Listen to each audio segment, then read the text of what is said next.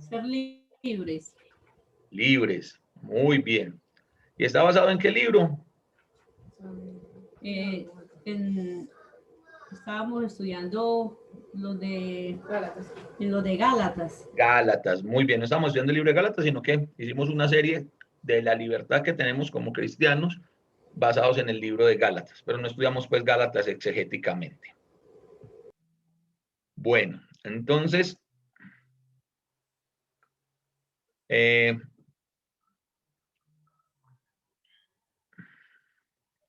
vivo en libertad. Vamos a tener dos textos el día de hoy, Gálatas 5:13 al 26 y Gálatas 6:7 al 10. Eh, Esto como enseñanza nos va a dejar que vivir en la libertad es vivir en el espíritu, lo cual se va a distinguir por los frutos que produce. Aunque voy a corregir esto acá, porque no hablamos de los frutos, sino de el fruto. La Biblia no nos habla de los frutos, sino que la Biblia nos habla de el fruto del Espíritu Santo. Entonces, esa es la verdadera libertad, mis hermanos, cuando nosotros aprendemos a vivir en el Espíritu y damos el fruto, mostramos el fruto que el Espíritu Santo produce. El propósito es que la iglesia conozca maneras de cultivar el fruto del Espíritu en sus vidas. Entonces vamos a empezar con el primer texto, el de Gálatas capítulo 5, 13 al 26. Lo voy a estar leyendo de la nueva traducción viva. Dice, pues ustedes, mis hermanos, han sido llamados a vivir en libertad, pero no usen esa libertad para satisfacer los deseos de la naturaleza pecaminosa. Al contrario, usen la libertad para servirse unos a otros por amor, pues toda la ley puede resumirse en un solo mandato. Ama a tu prójimo como a ti mismo. Pero si están siempre mordiéndose y devorándose unos a otros, tengan cuidado, corren peligro de destruirse unos a otros. Por eso les digo, dejen que el Espíritu Santo los guíe en la vida. Entonces no se dejarán llevar por los impulsos de la naturaleza pecaminosa. La naturaleza pecaminosa desea hacer el mal, que es precisamente lo contrario de lo que quiere el Espíritu. Y el Espíritu nos da deseos que se oponen a lo que desea la naturaleza pecaminosa. Estas dos fuerzas luchan constantemente entre sí. Entonces ustedes no son libres para llevar a cabo sus buenas intenciones, pero cuando el Espíritu los guía, ya no están obligados a cumplir la ley de Moisés. Cuando ustedes siguen los deseos de la naturaleza pecaminosa, los resultados son más que claros: inmoralidad sexual, impureza, pasiones sensuales, idolatría, hechicería, hostilidad, peleas, celos, arrebatos de furia, ambición egoísta, discordias, divisiones, envidias, borracheras, fiestas desenfrenadas y otros pecados parecidos. Permítanme repetirles lo que les dije antes. Cualquiera que lleve esa clase de vida no heredará el reino de Dios. En cambio, la clase de fruto que el Espíritu Santo produce en nuestras vidas es amor, alegría, paz, paciencia, gentileza, bondad, fidelidad, humildad y control propio. No existen leyes contra esas cosas. Los que pertenecen a Cristo Jesús, los que pertenecen a Cristo Jesús han clavado en la cruz las pasiones y los deseos de la naturaleza pecaminosa y los han crucificado allí. Ya que vivimos por el Espíritu, sigamos la guía del Espíritu en cada aspecto de nuestras vidas. No nos hagamos vanidosos, ni nos provoquemos unos a otros, ni tengamos envidia los unos por los otros. Voy a continuar, hermanos, eh, con el segundo texto, que es Gálatas capítulo 6, 7 al 10, dice, no se dejen engañar. Nadie puede burlarse de la justicia de Dios. Siempre se cosecha lo que se siembra. Los que viven solo para satisfacer los deseos de su propia naturaleza pecaminosa cosechan de esa naturaleza destrucción y muerte. Pero los que viven para agradar al Espíritu, del Espíritu cosecharán vida eterna. Así que no nos cansemos de hacer el bien. A su debido tiempo cosecharemos nuestras bendiciones, si no nos damos por vencido. Por lo tanto, siempre que tengamos la oportunidad, hagamos el bien a todos, en especial a los de la familia de la fe. Entonces, mis hermanos, nosotros debemos aprender a usar nuestra libertad de la mejor forma. Y hay dos extremos que nos esclavizan y no nos dejan disfrutar la libertad que tenemos en Cristo. El primer extremo que nos esclaviza es el legalismo de la religiosidad. Entonces, ¿qué es ser cristiano? Yo pregunto qué es ser cristiano, pues las respuestas más obvias serán a los que se bautizan, ¿sí? Todas las personas que se bautizan son cristianos, los que nacen de nuevo son cristianos, ¿cierto? ¿Esos son los cristianos? ¿O será que ser cristiano tiene un ingrediente más? Puede tener algún otro ingrediente. ¿Qué piensan ustedes? Los que andamos en el Espíritu, hermano. Los que andamos en el Espíritu. Muy bien. Pero nosotros en esa lucha diaria de andar en el Espíritu, nos encontramos con qué situación. ¿Cuál es la situación? Nos encontramos con muchas situaciones, ¿cierto? A diario nos encontramos con muchas situaciones. Pero ¿qué pasa? Los de nosotros que luchamos cada día, como dijo la hermana Alicia Córdoba, para andar en el Espíritu. ¿Qué pasa con nosotros cuando dentro de nuestro primer círculo, el círculo familiar, hay personas que pertenecen a alguna denominación? ¿Qué pasa con ellos? ¿Cómo nos ven ellos? ¿Qué es lo que ellos piensan? Pues ellos están en desacuerdo con lo que nosotros creemos, hermano. Entonces nosotros no tenemos que entrar en discusión con ellos, como antes lo hemos visto. Y hemos hablado de eso también. Entonces nosotros simplemente tenemos que darles a conocer nuestro punto de vista, lo que nosotros hemos aprendido, y dejarlos ahí, porque no podemos estar en discusión con ellos. Ya eso entramos como desear realmente que ellos piensen como nosotros, y no es posible. Okay. Lo que podemos hacer es orar por ellos y esperar en Dios que sea Dios quien los cambie. Ok, pues Dios es el que nos transforma. Judy, ibas a decir algo. Yo iba a decir algo. Ellos piensan que nosotros somos los que estamos mal. Ellos me han dicho que nosotros somos los que estamos mal porque le decimos a Jesucristo Dios, y que Jehová es uno, y que Jesucristo no es Dios, que simplemente fue un ser más, que lo crearon, y yo no, Él es creador de todo y no. Entonces, para vivir en armonía, entonces decidimos respetar la decisión de cada uno para poder vivir en familia, pues en paz. Porque muy bien. Es duro controversiar con un testigo, o sea, pues es muy duro. Le puedes mostrar todas las cintas y dice que... Sí, eso ya es guerra de titanes. Sí. Bueno, Judy, ¿qué te hablas? Ahora sí, la hermana Judy. Es una lucha muy grande porque siempre, o sea, como se basan en un conocimiento y leen y hablan sobre la palabra, siempre, o sea, la lucha que hay en este momento familiar es que solo pues con una persona, es que yo en la iglesia no he avanzado, o que en todo lo que hemos estudiado no hemos avanzado. Y yo me siento muy segura y no tengo dudas, que es lo único que le respondo. No tengo dudas de lo que, en lo que he estado en este momento, que llevo tantos años de la Iglesia de Cristo. No tengo ni una duda y estoy plenamente feliz porque gracias a Dios, el vacío que esa persona siente, que porque no he avanzado supuestamente, no sé por qué esa infelicidad. Entonces yo sí estoy feliz toda, pues me siento feliz, me siento llena total en la palabra, pero es una lucha.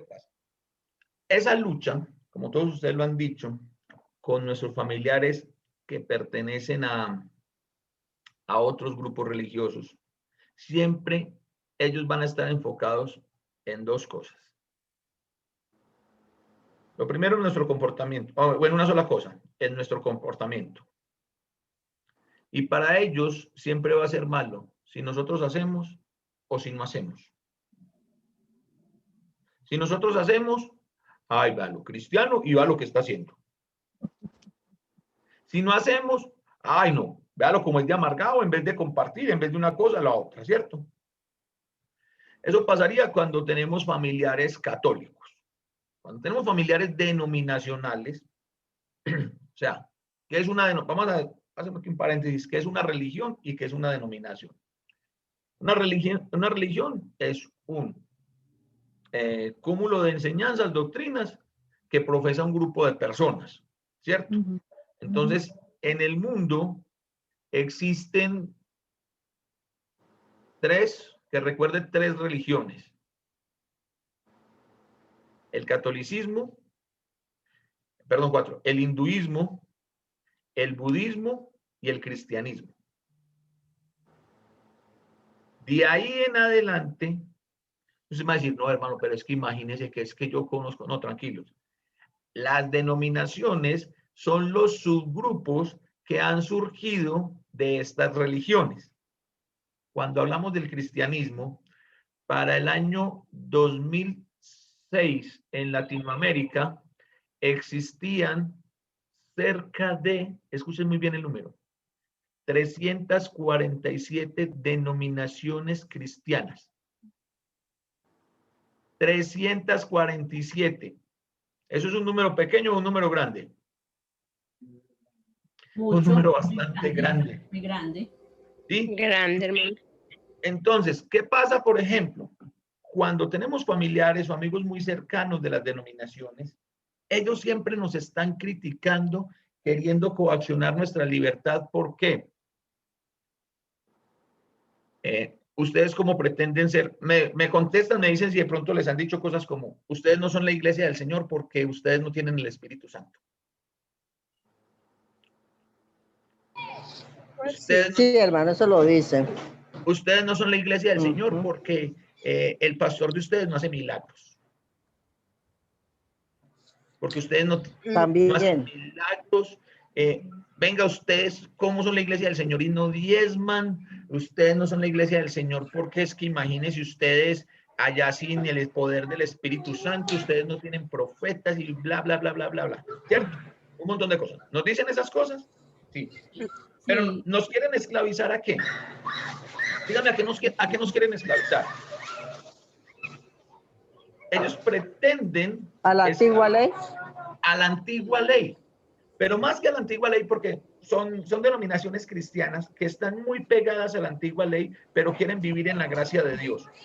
¿Y qué es lo que pasa con ellos? Que ellos quieren esclavizarnos, tal vez no a la ley de Moisés, porque nosotros no estamos, es complicado pues para nosotros atarnos a la ley de Moisés. Sin embargo, sí quieren atarnos y esclavizarnos al legalismo, a la religiosidad. Porque, voy a abrir un paréntesis acá, normalmente, estas personas buscan o tienen una religión muy exterior, muy externa. Ellos quieren mostrar, ¿sí? Pero no por el fruto del Espíritu, no que ellos están como los fariseos, porque se lavaban las manos, porque oraban en las plazas. Entonces, no, es que nosotros queremos tener, nosotros tenemos el Espíritu, entonces nosotros sí hacemos. Venga, ustedes cómo son la iglesia del Señor si ustedes ustedes tienen que ayunar como iglesia. Nosotros, claro, sí, entendiendo que la iglesia somos cada uno de nosotros en su adoración a Dios buscará esos tiempos, ¿cierto? Con unos propósitos específicos, pero como congregación no lo hacemos. Entonces, a esas cosas son las que ellos nos quieren esclavizar. Esa es una de las cosas en las que nosotros pareciéramos que el mundo nos quiere esclavizar, ¿sí? Hay otro aspecto en el que el mundo nos quiere esclavizar. ¿Y cuál es ese aspecto en el que el mundo nos quiere esclavizar? Vamos a mirar. Les dije, uno es el legalismo de la religiosidad y el otro el libertinaje. Pues ahorita estábamos hablando, les mencionaba que en el mundo cristiano, para el año 2006 habían 347 denominaciones cristianas en Latinoamérica. Y hay una cosa, Hay una denominación que se llama Creciendo en Gracia. Y anoten ese nombre. Escriban ese nombre. Porque ellos son muy queridos, son muy buena gente, son súper chéveres. Sin embargo, su doctrina está lejos, lejos. ¿Entienden el término años luz? ¿Ustedes entienden el término años luz? Sí. Ok. El término años luz es un término que se utiliza en astronomía para decir, o sea, un año luz equivale a muchísimos, muchísimos años nuestros. ¿Sí?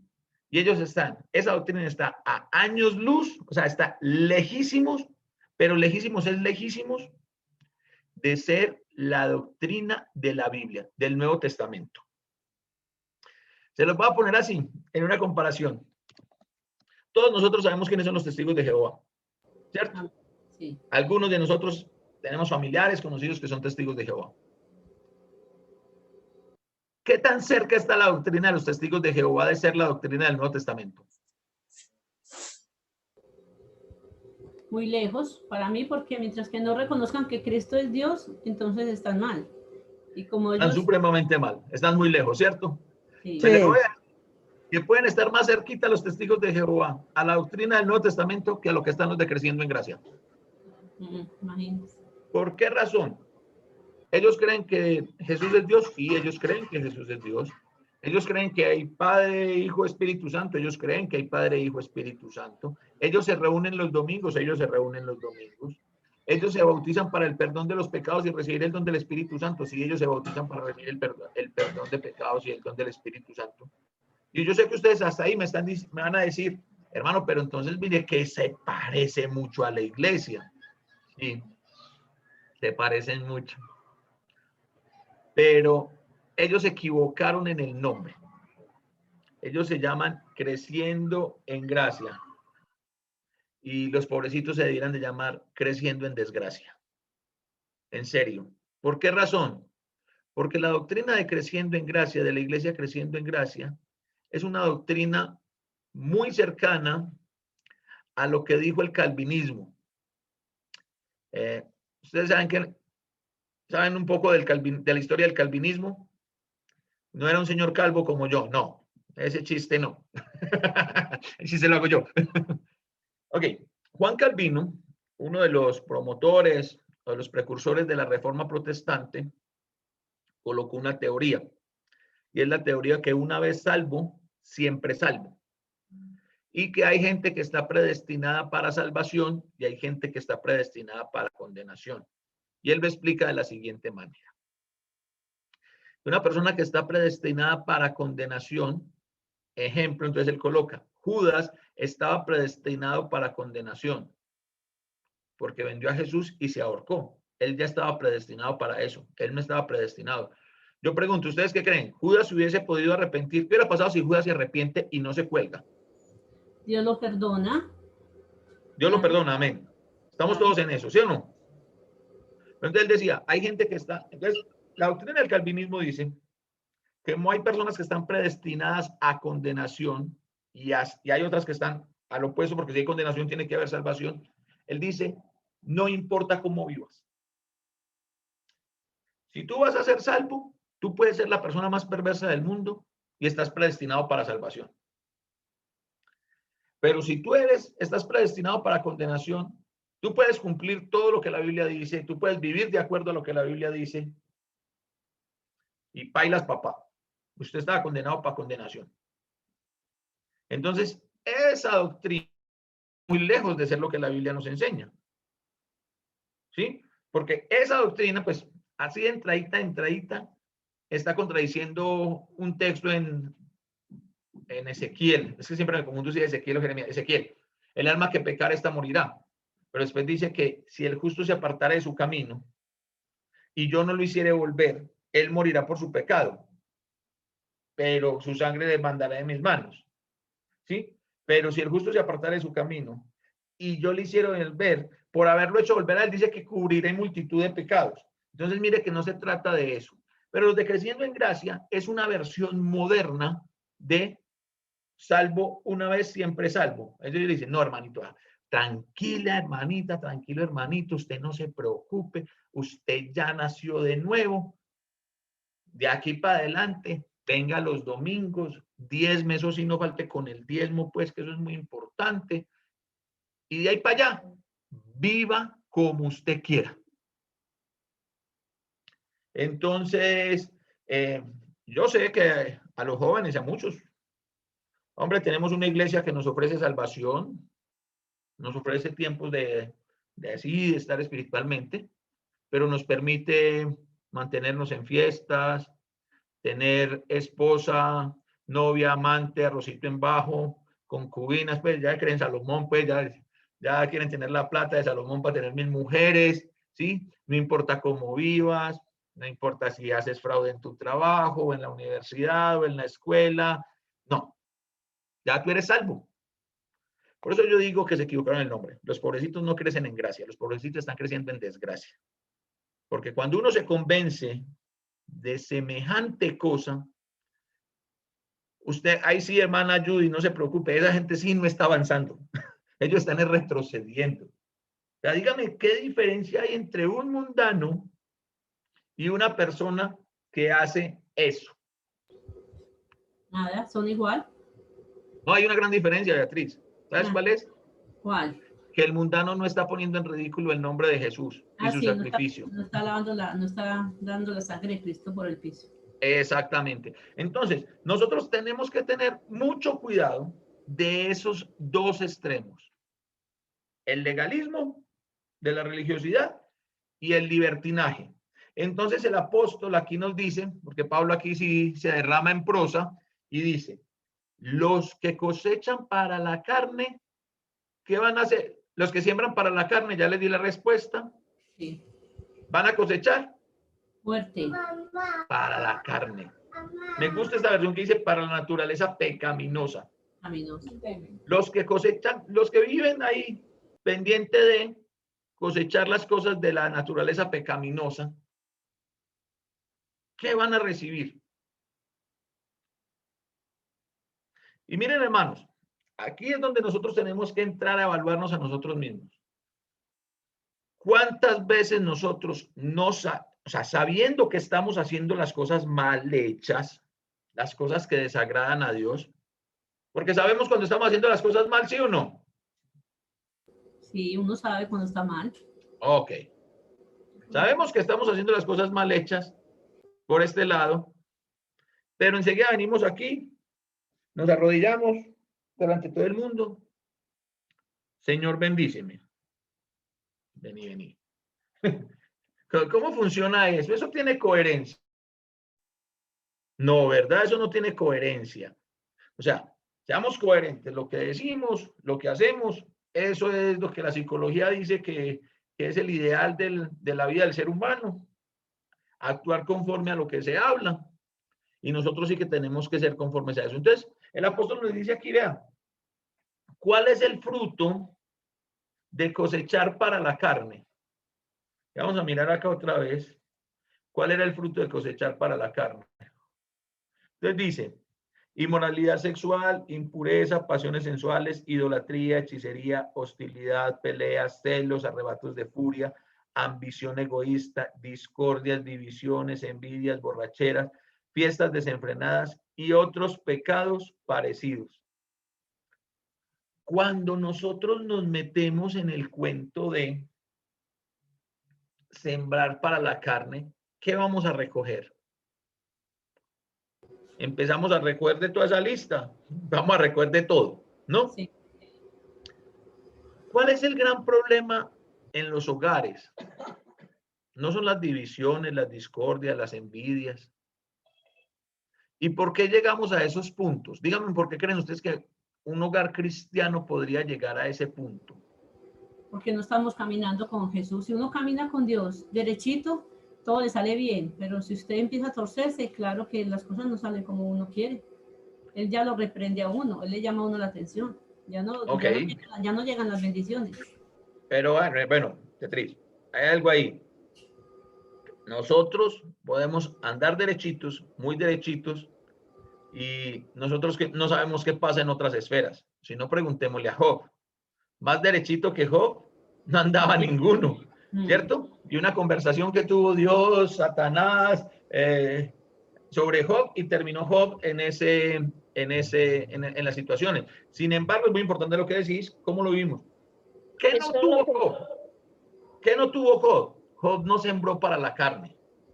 Lo que pasa es que nosotros empezamos a sembrar para la carne y queremos cosechar las cosas buenas. Entonces, eso es como les decía yo cuando estudiamos evidencias, eso es sembrar naranjas y pretender recolectar manzanas o mangos. No, mangos, a mí me gustan más los mangos. ¿Sí? Entonces, hermanos, muchísimo cuidado. Pero el apóstol nos dice que esta es la parte que a mí me gusta. Permítanme repetirles lo que les dije antes. Cualquiera que lleve esa clase de vida no heredará el reino de Dios. En cambio, la clase de fruto, o como dice la Reina Valera, el fruto del Espíritu Santo, o la clase de fruto que el Espíritu Santo produce en nuestras vidas es amor, alegría, paz, paciencia, gentileza, bondad, fidelidad, humildad, control propio o dominio propio. Miren lo que Pablo dice. Contra esas cosas no hay ley. Hermanos, si nosotros nos dejamos guiar por el Espíritu y dejarnos guiar por el Espíritu, hermanos, es mucho más allá de levantar las manos, decir, Señor, yo creo en ti, Espíritu Santo, guíame. No, la guía del Espíritu nosotros la buscamos todos los días. Le consultamos a Dios en oración. Hay que consultarle a Dios en oración. Hay que leer la Biblia y no me voy a cansar de repetir esto. Hermano, yo ya leo la Biblia, entonces estúdiela. Ah, hermano, yo ya la estudio. Ah, entonces escudriñela. Siente ese pasaje, entienda qué es lo que ese texto le está diciendo, no a Juan, no al pueblo de Israel, a usted. ¿Qué es lo que en primera persona le está haciendo? Voy a hacer un paréntesis porque eso también se lleva al extremo, ¿sí? Nosotros tenemos que consultar la voluntad de Dios y decirle, ahora, les voy a hacer la pregunta, nosotros, consultando la voluntad de Dios, ¿le podemos decir a Dios que nos muestre de forma clara lo que es su voluntad? ¿Qué creen ustedes? Pues sí, Mi mamá dijo que sí. Uno dice ¿Quién sí, más? La hermana Giomer dice que sí. Sí. Beatriz dice que sí. El hermano Jesús Sotolongo dijo que sí. ¿Quién más? Amén, hermano. Amén. Amén. Paula dijo que sí. Es que hizo dos Sí, veces, entonces hermano. no sé si. Paula hizo dos veces, no sé si fue por ella y Consuelo o por ella y Sandra. Sí, O por Sandra y Consuelo y ella cree otra cosa. Entonces, hermanos, sí, es más, nosotros lo tenemos que hacer. A ver, ayúdenme a entender lo siguiente. Si yo le digo al hermano Jesús Otolongo, poner un ejemplo aquí. Ah, hermano, queremos hacer un meeting, una reunión de Zoom el martes a las 2 de la tarde. ¿Usted está de acuerdo en que utilicemos su cuenta? Y el hermano no me contesta, se queda callado. Y entonces yo el martes no hago la reunión, porque el hermano se quedó callado. Y el hermano me llama el martes por la noche, o el martes por la noche cuando nos vemos en el estudio que tenemos en la noche. El hermano me dice, hey, brother, ¿qué pasó? Me quedé esperándote para la reunión de las 2. Si usted nunca me contestó, yo no puedo entrar en tu mente y saber que sí, ¿cierto? ¿Funciona así o no funciona así? Ok. Nosotros, cuando buscamos la voluntad de Dios, y ojo con lo que les voy a decir, ¿en qué momento nosotros estamos buscando la voluntad de Dios? Porque nosotros estamos tomando decisiones llevándolas a cabo, y ahí oramos por que Dios nos bendiga. O sea que eso ya no es buscar la voluntad de Dios. Eso es decirle a Dios que haga nuestra voluntad. ¿Sí me estoy haciendo entender? Nosotros decimos, un ejemplo cualquiera. Voy a poner una ilustración cualquiera. Bueno, yo en los próximos días de Semana Santa, tomé la decisión de irme a descansar, a pasar un tiempo de descanso en Cancún. ¿Sí? Yo tomé esa decisión, yo compré mis boletos de avión, mis tiquetes aéreos, yo hice la reserva en el hotel. Yo todavía no he orado y no le he preguntado a Dios si esa es su voluntad. Ya tengo todo listo. Solo me falta una cosa. Que me va a tomar 2 días más, entonces necesito un permiso en mi trabajo. Y mi jefe es como complicadita para ese tipo de cosas. Voy a orar para que sea la voluntad de Dios. Pregunto, ¿estoy buscando la voluntad de Dios o estoy buscando que Dios haga mi voluntad? Que haga su voluntad. Que haga mi voluntad. Ahí es donde estoy haciendo. Dios, hace mi voluntad. Yo ya tomé esta decisión. Yo ya decidí que voy a hacer esto. Pero Dios, bendecime. Y bendecime es que el jefe me diga, dale, hermano, te voy a dar 2, te voy a dar 3 días, te los voy a pagar y te voy a dar un bono para que tengas allá cómo disfrutar y comprar. O sea, ya estoy buscando que Dios haga mi voluntad. Hacer la voluntad de Dios, buscar la voluntad de Dios es, antes de tomar esta decisión, es decir, Señor, deseo hacer esto, pero quiero cumplir con tu voluntad. Muéstrame que sea tu voluntad. Y yo sé que hay muchos hermanos que esto que acabo de decir les ocasiona algo en su cabeza, en su cerebro, hay un corte eléctrico. ¿Cómo así? Sí. Hermanos, que uno no le debe preguntar a Dios. Todos los hombres de Dios le preguntaron a Dios y le dijeron, muéstrenos de forma que yo pueda entender. ¿Ustedes se acuerdan a Jacob orando? Cuando tuvo el sueño ahí en Betel. ¿Qué le dijo Jacob a Dios en el sueño? Si usted me lleva con bien, me ayuda y me permite volver algún día en paz con mi hermano Esaú, yo le voy a servir. Y Jacob empezó a servirle a Dios y las cosas pasaron como Jacob se las pidió. Nosotros cuando queremos buscar la voluntad de Dios, necesitamos decirle a Dios, Señor, pero muéstrame de alguna forma que yo pueda entender que voy a hacer tu voluntad. Ahí es donde nosotros vamos a empezar. Cuando nosotros empecemos a hacer ese ejercicio a partir de hoy, y vamos a empezar a hacerlo, y vamos a empezar a cultivar en nosotros el o los frutos del Espíritu. ¿Cómo es?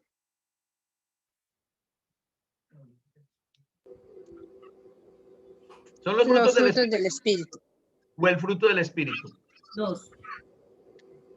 El fruto del Espíritu. Es el fruto. Gozo, paciencia, benignidad. Ajá. Todo eso, esas cosas, son el fruto del Espíritu Santo. Es decir, lo que el Espíritu Santo produce tiene en cada uno de nosotros cuando nosotros hacemos la voluntad de Dios. ¿Y por qué son varios? O sea, tenemos una lista ahí de 8 cosas. ¿Y por qué no decimos los, sino el fruto? ¿Por qué lo decimos en singular? Porque es que el fruto del el Espíritu Santo hoy no le va a dar a Paula amor, pero mañana le va a dar dominio propio. No, el fruto del Espíritu es uno solo y se va a manifestar. Nosotros vamos a manifestar ¿en qué? En estas 8 cosas que tenemos acá.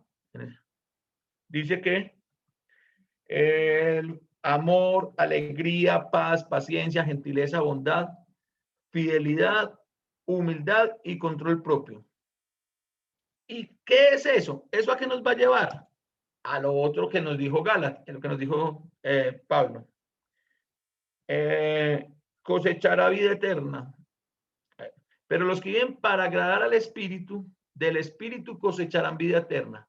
Así que no nos cansemos de hacer el bien,